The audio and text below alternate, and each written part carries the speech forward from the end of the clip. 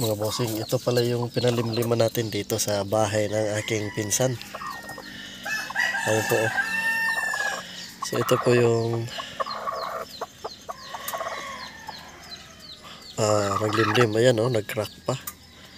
Sinubukan ko lang ngayon mga bossing kung mapisa ba siya. So meron ng sisiw. May tatlong sisiw.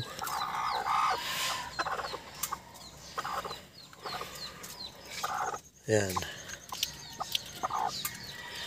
Tatlong sisiw. So itong isa is nag-crack na din. Bukas pa to mga bossing idol, sigurado. Ito isa is wala pang crack. Ayan. So may pisa na yan mga bossing idol. Ayan. Merong 3 piraso pisa. Antayan na lang natin siguro mga bukas pa yan mga bossing idol. Mga bukas pa yan. So dito tayo sa bahay ng aking pinsan. Talagang sinadya ko lang ito para tingnan. So babalikan na lang natin to bukas mga bossing idol. Ito yung kapatid. Itong babae hybrid to, pero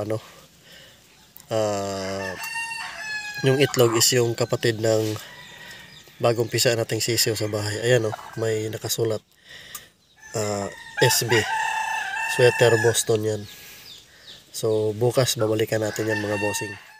Naulan guys Okay, welcome back tayo sa bahay ng aking pinsan.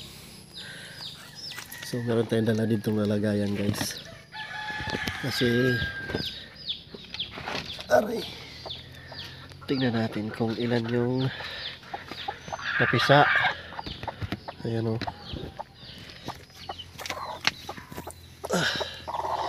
Hi, good morning.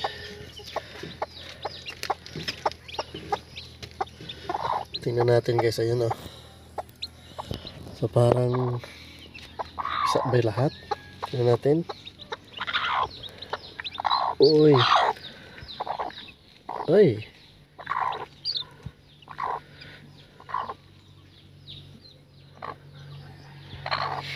May isa na nadisgrasya na apakan. Ayan guys, naapakan. Sayang. Naapakan ng mama. Ba't mo inapakan naman? So, merong 4 na lang guys. 5 sana. Sayang. Ayan guys Ito yung mga alas natin na sisiw. So pasok na sila dito sa ating lalagayan para madala natin sa bahay. Bakit mo inapakan yung isa? Sabi ka. Ito yung dalawa. Ayan guys.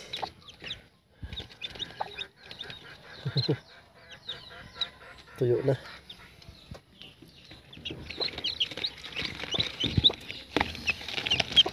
Ayan, meron 4. Dito inapakan tong isa. Pero dito isa walang laman. Ayan hindi napisa. 5 lang. So meron sanang napisa na 10. Pero naapakan yung isa. Sayang. Ayan. Ano tayo magagawa? Kaya pinababa ko na yung naglimlim guys. So 4 lang yung nakuha natin dito kasi na-disgrasya yung isa. Alright, pero maraming salamat pa rin sa iyo dahil sa naglimlim mo. So tara, balhin natin to sa bahay. Dito na tayo sa bahay mga bossing. Ito yung sisiw natin. Bibigyan natin ng reload kasi masyadong maalog sa biyahe, stress. So bibigyan ko lang mga bossing idol. Tapos ilalagay natin doon sa ating brooder.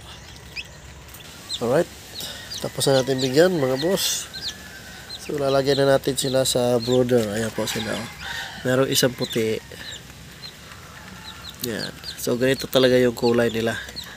Ito ganda ng kulay nito. May pagka dilaw-dilaw to paglaki. Alright.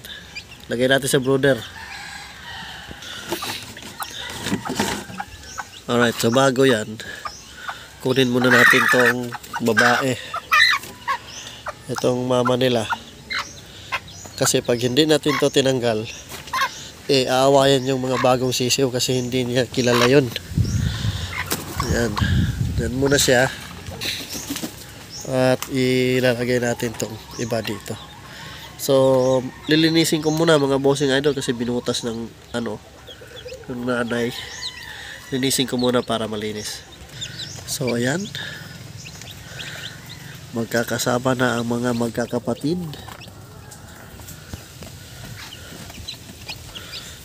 Kunin lang natin.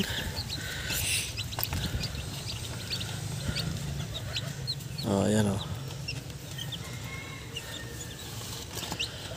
Ayan.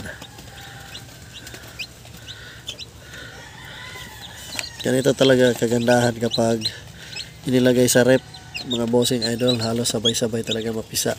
Ayan. Yan. Ganda nila tingnan. Yan.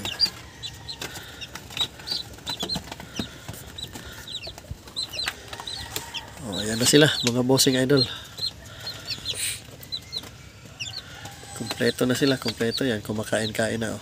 Ganda. So out of 11 eggs, meron sanang 10 kaso yung isa is naapakan. Kaya meron tayo dito ngayong 9 na itlog. So which is goods na to mga bossing idol. 9. So may itlog pa naman yung inahin natin. Baka maglimlim na yun sa mga susunod na araw. So okay pa rin. Ganda. Ayan yung ating mga pasisiyo. Yung alas natin ng mga sisiyo, bossing idol. Ayan sila lahat. Merong 2 puti. And the rest is pareha na yung kulay. Ayan, paharos pareha talaga yung kulay mga bossing idol. Yan. Tapos meron 2 puti. Expected na yan kasi dilaw yung ating tatay. So yung puti na yan, mas magiging magiging pumpkin yung kulay na yan. Ayan, kakain-kain na sila. Ang ilaw, papalitan natin yan kasi hindi yan umiinit na ilaw. Pang lang, papalitan natin yan. Alright. Ganda. So, yung iba, yung umiinom. Ang napansin ko lang mga bossing idol, no? Merong white leg, merong yellow leg to.